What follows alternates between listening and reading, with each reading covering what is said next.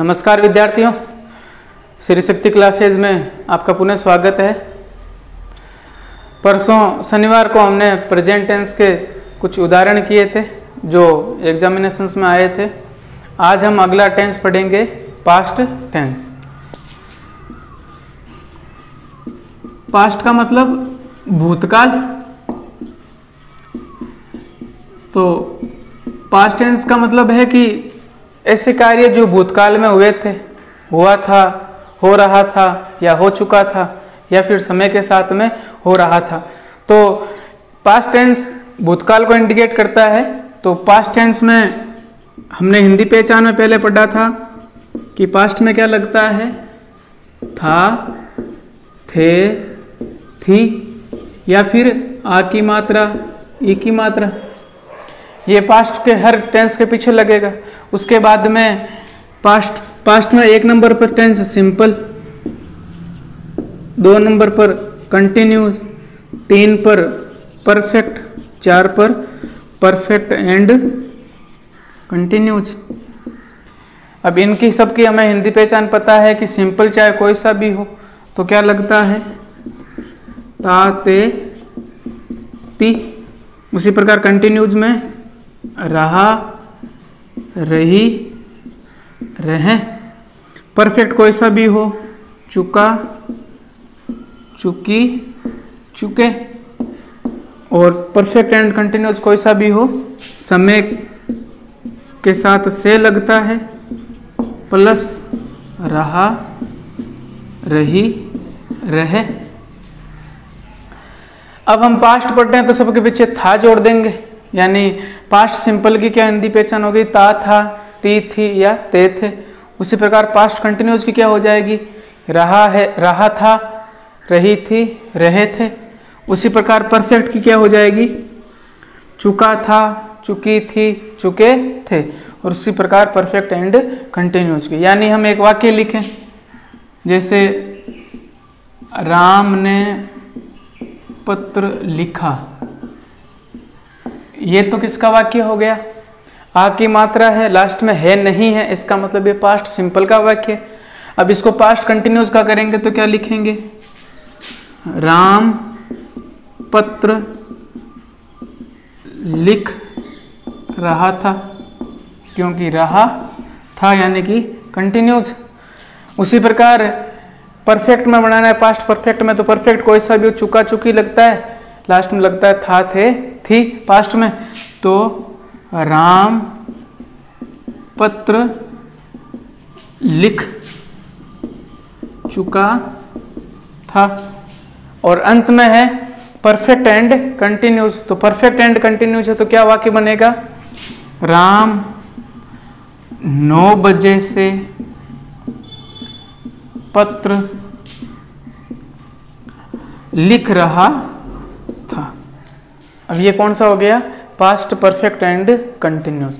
यानी कि हिंदी पहचान हमने पहले ही बात कर ली थी कि कंटिन्यूस में रहा, रही, रहे लगता है, परफेक्ट में चुका, चुकी, चुके लगता है। उसी प्रकार इसमें समय के साथ में से रहा, रही, रहे। पास्ट है तो सबके पीछे क्या लगा देंगे, था।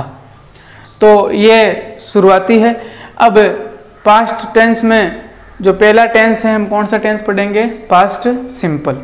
तो पास्ट सिंपल क्या होता है,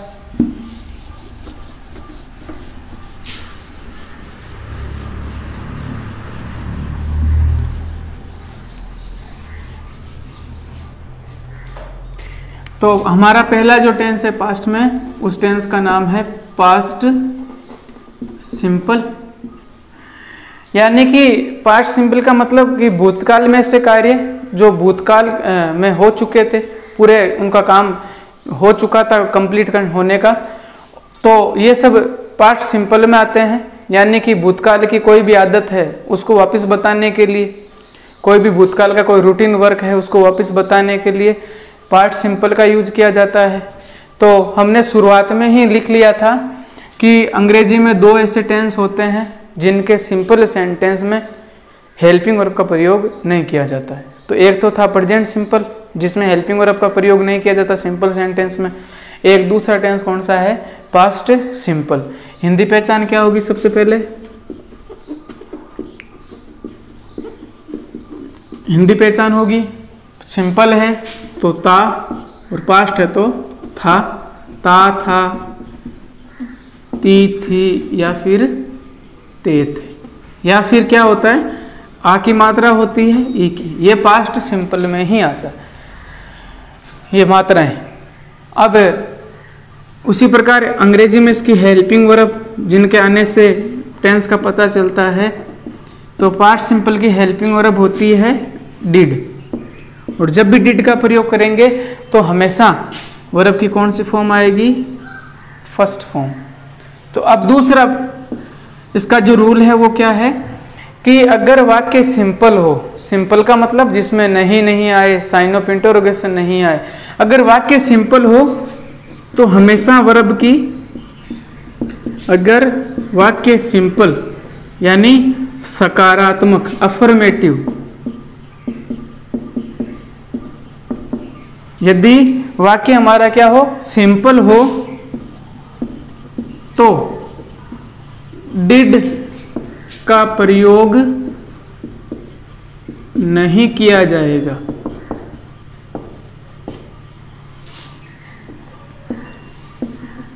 किसका प्रयोग करेंगे, केवल वर्ब की सेकंड फॉर्म का प्रयोग करेंगे।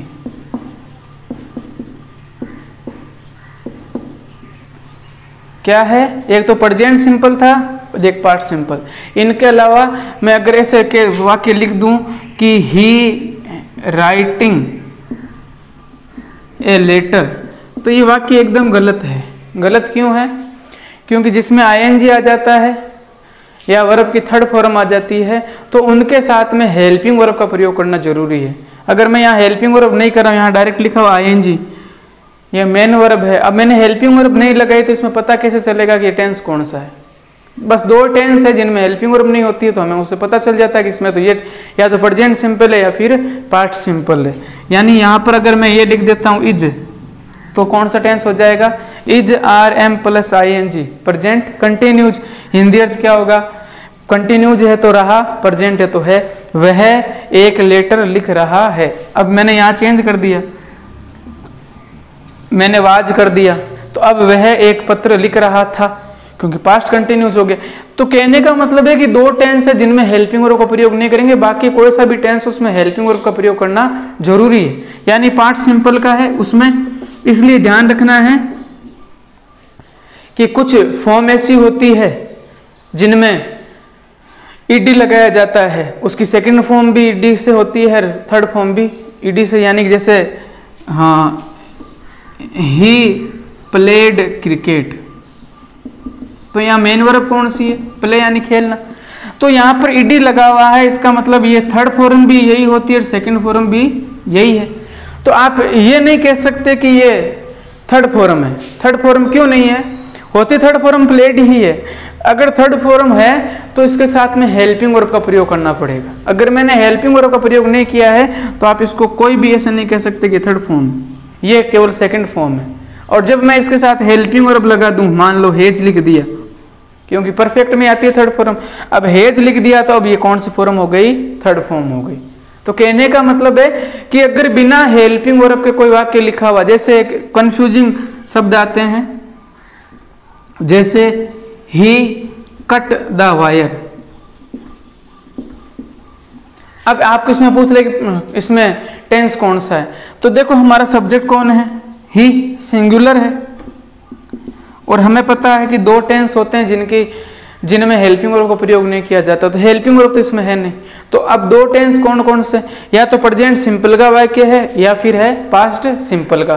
प्रेजेंट सिंपल का नहीं है, क्यों नहीं है, क्योंकि हमारा सब्जेक्ट क्या है, सिंगुलर है, और प्रेजेंट सिंपल के सिंपल सेंटेंस में अगर हमारा कर्ता सिंगुलर एक वचन होता है तो उसके साथ वर्ब की कौन सी फॉर्म लगाई जाती है, एस या ई एस, यानी पांचवी फॉर्म लगाई जाती है। यानी मैं यहाँ पर एस लिखता, अब ये कौन सा टेंस हो गया, प्रेजेंट सिंपल। अब मैंने इसके पीछे एस लिखा ही नहीं है, अब एस नहीं लिखा, इसका मतलब है कि ये कट जो है ये वर्ब की सेकंड फॉर्म है, क्योंकि थर्ड फॉर्म भी यही होती है, कट कट कट। लेकिन अब ये कौन सी फॉर्म है, सेकंड फॉर्म है। क्यों फॉर्म सेकंड है, क्योंकि फर्स्ट फॉर्म तो प्रयोग होगी नहीं ही के साथ में, 5 फॉर्म होगी प्रेजेंट सिंपल में, पहला कारण है इसलिए फर्स्ट फॉर्म तो है नहीं।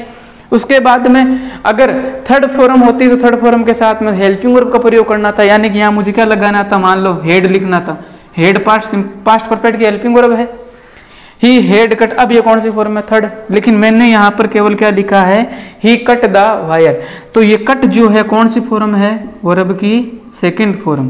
क्यों है, कारण हमें पता चल गया, क्योंकि हमारा सब्जेक्ट क्या है, सिंगुलर है। अगर सिंगुलर है तो प्रेजेंट सिंपल होता तो एस लगाते, मैंने एस नहीं लगाया तो थर्ड सेकंड फॉर्म भी कट ही होती। अब यहाँ पर कौन सा टेंस है, ये पास्ट सिंपल, लेकिन इसका इंद्रित क्या होगा, ही यानी उसने वायर तार काटा, और अगर मैं ये लिखता हूं कट्स, वह तार काटता है, समझ में आया, यानी कि ये इतना फर्क है। अब ये कंफ्यूज करने वाला हो, अगर यहां पर मैं ये लिख दूं वी, अब बताओ ये वी क्या है, वी प्लूरल है, वी क्या है, बहुवचन है, हमारा सब्जेक्ट क्या हो गया, बहुवचन। तो अब इसमें आपको पूछ ले कौन सा टेंस है, तो इसमें 2 टेंस है कि नहीं है, क्यों है, क्योंकि वी होता है बहुवचन और प्रेजेंट सिंपल का सिंपल सेंटेंस होता है, और अगर उसमें हमारा सब्जेक्ट क्या हो, प्लूरल हो, तो हमेशा वर्ब की कौन सी फॉर्म प्रयोग की जाती है, फर्स्ट फॉर्म। तो हमारा सब्जेक्ट क्या है, प्लूरल है, इसका मतलब यहाँ पर वर्ब की फर्स्ट फॉर्म है, ये प्रेजेंट सिंपल का वाक्य है। लेकिन ये पास्ट सिंपल भी है, पास्ट सिंपल में क्या होता है कि हमारा चाहे सब्जेक्ट एक वचन हो चाहे बहुवचन हो, वर्ब की कौन सी फॉर्म आएगी, सेकंड। तो कट की सेकंड फॉर्म क्या है, कट ही है, तो इसमें पास्ट सिंपल टेंस भी है। 2 टेंस है कि नहीं इस वाक्य में, 2 टेंस हो गए। He hit the ball, HIT, hit, hit यानी मारना, प्रहार करना, हिट है, हिट की भी थर्ड फॉर्म सेकंड फॉर्म और फर्स्ट फॉर्म सेम होती है। तो ये तब हमारे अगर एग्जाम में आता है तो ये कंफ्यूजिंग ऐसे जो है ये वर्ब्स वो नहीं दी जाती है, हमें ध्यान रखना है कि टेंस कौन सा है उसके बारे में पूरा नॉलेज होना चाहिए, जल्दबाजी नहीं करनी। तो ये आपको समझ में आया होगा कि एक तो प्रेजेंट सिंपल, एक पास्ट सिंपल के सिंपल सेंटेंस में किसका प्रयोग नहीं होता है, हेल्पिंग वर्ब का प्रयोग नहीं होता। तो हम आगे करते हैं।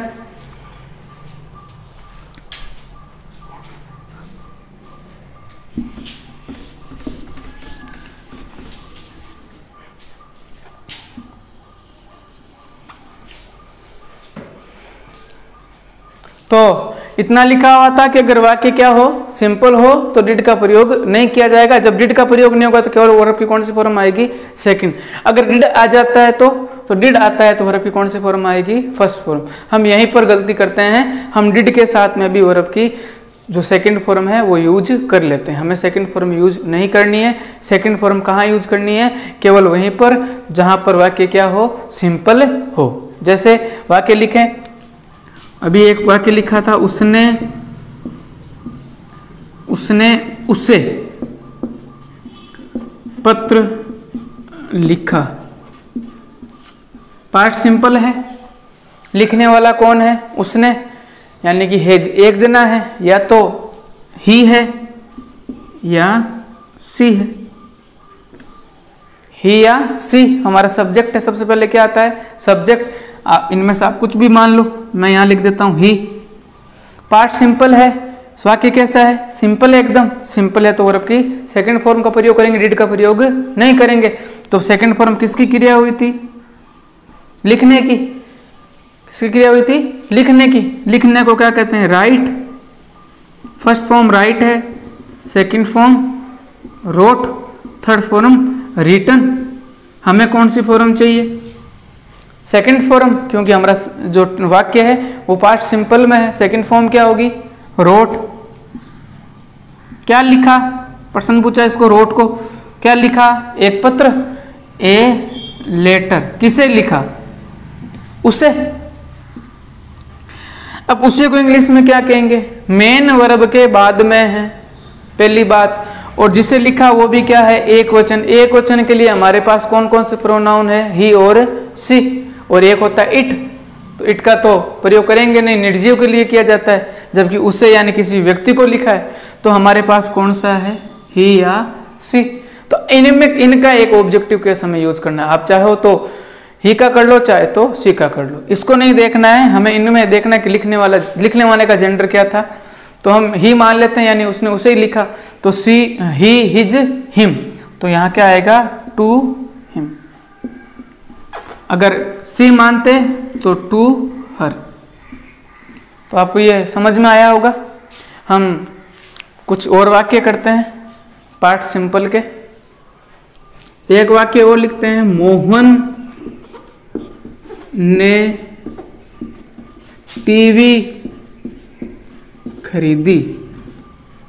पार्ट सिंपल है। राम ने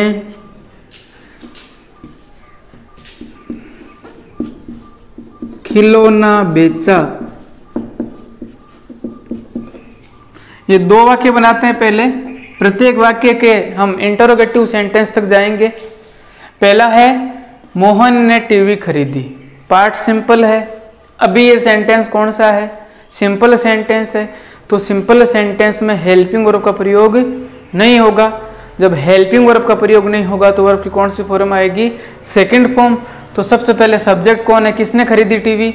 मोहन ने। तो सबसे पहले क्या लिखेंगे? मोहन, सब्जेक्ट हो गया। उसके बाद में हेल्पिंग वर्ब आती है, लेकिन हेल्पिंग वर्ब इसमें आती नहीं है, सिंपल सेंटेंस है। तो हेल्पिंग वर्ब के बाद मेन वर्ब। खुद को प्रश्न पूछना है किसकी क्रिया हुई? खरीदने की। खरीदने को क्या कहते हैं? परचेज। परचेज यानी खरीदना। यह तो फर्स्ट फॉर्म है, हमें कौन सी फॉर्म चाहिए? Second form. तो सेकंड फॉर्म क्या हो जाएगी? डी लगा देंगे। थर्ड फॉर्म भी परचेज्ड होती है, तो यहां पर सेकंड फॉर्म। ये सेकंड फॉर्म है या थर्ड फॉर्म है? ये तो सेकंड फॉर्म ही है। होती थर्ड फॉर्म भी परचेज्ड ही है। थर्ड फॉर्म होती तो हेल्पिंग वर्ब होता। तो परचेज्ड, मोहन परचेज्ड, क्या परचेज की? एक टीवी। तो ए टीवी। मोहन परचेज्ड ए टीवी।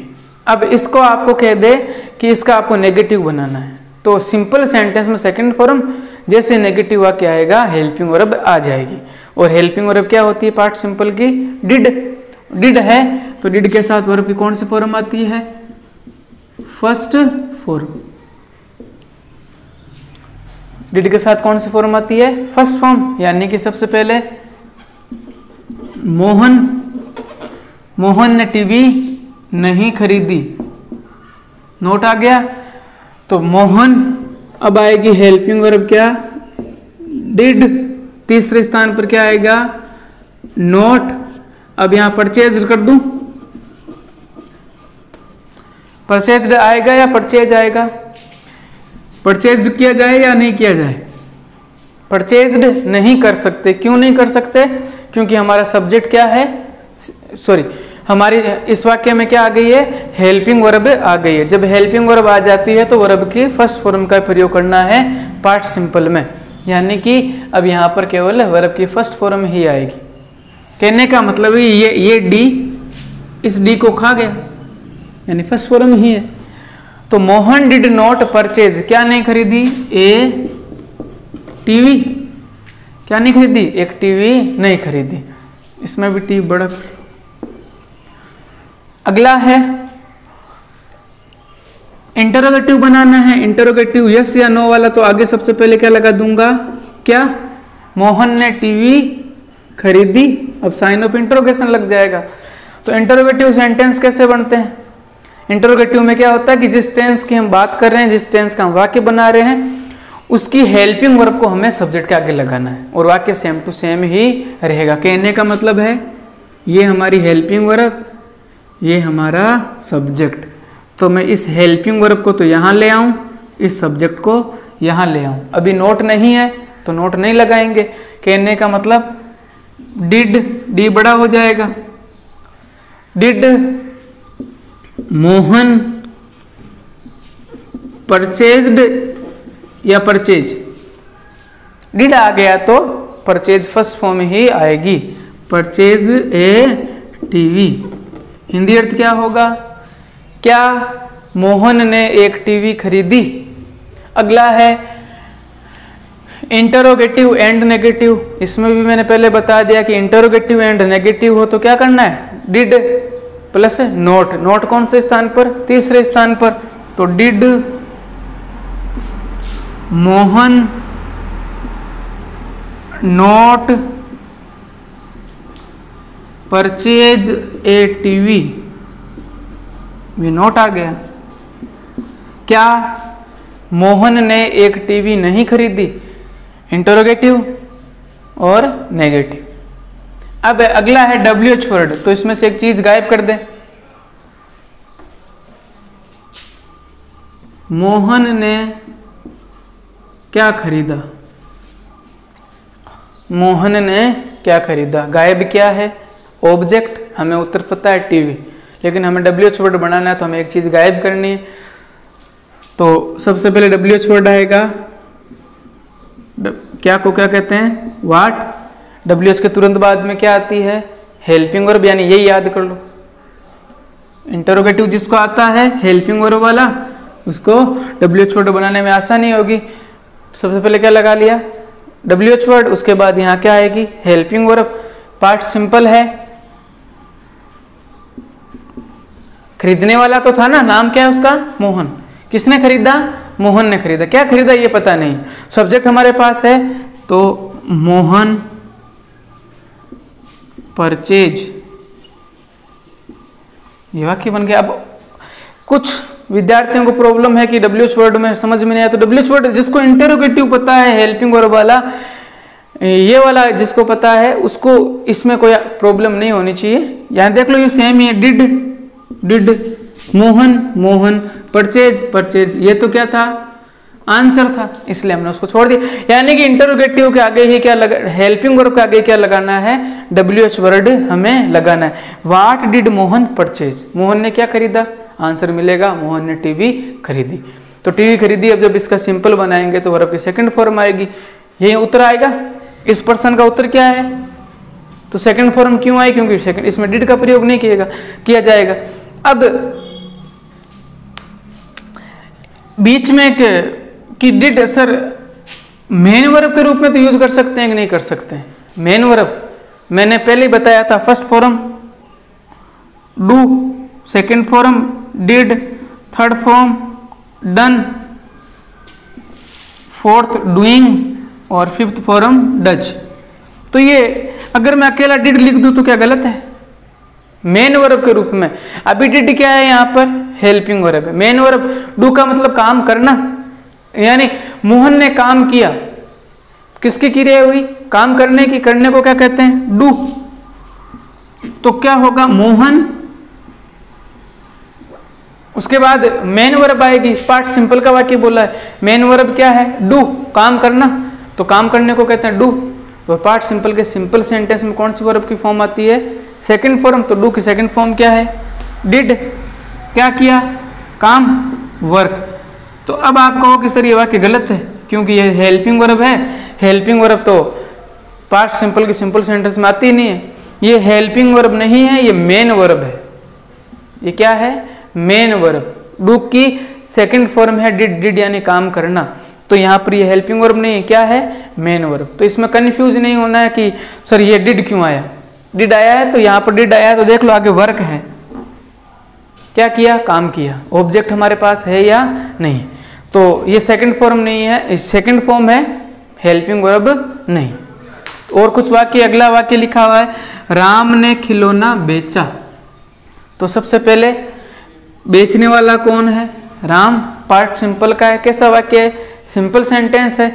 तो सबसे पहले सब्जेक्ट होगा राम। हेल्पिंग वर्ब का प्रयोग हो नहीं सकता क्योंकि सिंपल सेंटेंस है। तो किसकी क्रिया हुई, बेचने की। बेचने को क्या कहते हैं, सेल। क्या कहते हैं, सेल। तो सेकंड फॉर्म हो जाएगी सोल्ड। क्या होगी, थर्ड फॉर्म भी सोल्ड ही है।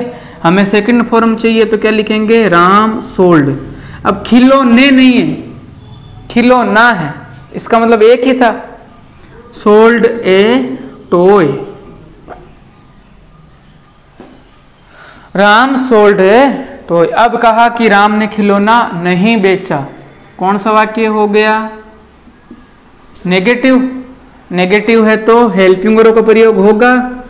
राम डिड नॉट, डिड आता है तो वर्ब की कौन सी फॉर्म आएगी? वर्ब की फर्स्ट या सेकंड? डिड आता है तो वर्ब की फर्स्ट फॉर्म, यानी कि यहां पर आएगा सेल ए टॉय। अगला है क्या राम ने खिलौना बेचा? क्या राम ने खिलौना बेचा? तो अब यहाँ क्या हाँ या ना में है, इसका मतलब हेल्पिंग वर्ब वाला है। तो हेल्पिंग वर्ब आ की मात्रा है तो डिड राम, सोल्ड कर दूं, यहां पर सोल्ड नहीं आएगा। क्यों नहीं आएगा? क्योंकि डिड का प्रयोग हो गया है, यानी कि sell a toy. Interrogative and negative बनाएंगे तो क्या करेंगे? Did Ram not sell a toy, यानी कि सब वाक्य इसी प्रकार हैं। तो ये कुछ सेंटेंस थे, 4-5 सेंटेंस मैं आपको घर पर करने के लिए दे रहा हूं। आपको घर पर करने हैं, उतार लेना बोर्ड पर, मैं बोर्ड पर लिख रहा हूं और अपनी नोटबुक में आपको करने हैं। कुछ वाक्य हैं, इन वाक्यों के आपके 4 सेंटेंस प्रत्येक वाक्य के बनाने हैं। 4 सेंटेंस कौन कौन से? पहला सिंपल सेंटेंस है, दूसरा नेगेटिव बनाना है, फिर इंटरोगेटिव बनाना है, फिर इंटरोगेटिव एंड नेगेटिव बनाना है, यानी सभी सेंटेंस के।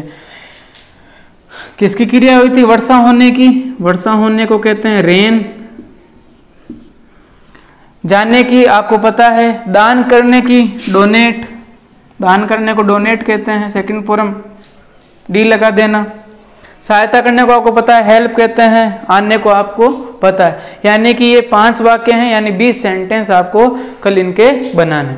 अब हम आगे बात करते हैं कि पास्ट सिंपल, हमारा ये जो टेंस है ये इम्पोर्टेंट है और इसकी एडवर्ब एग्जाम में हर बार आती है पास्ट सिंपल की, तो हमें इसकी एडवर्ब याद करनी है।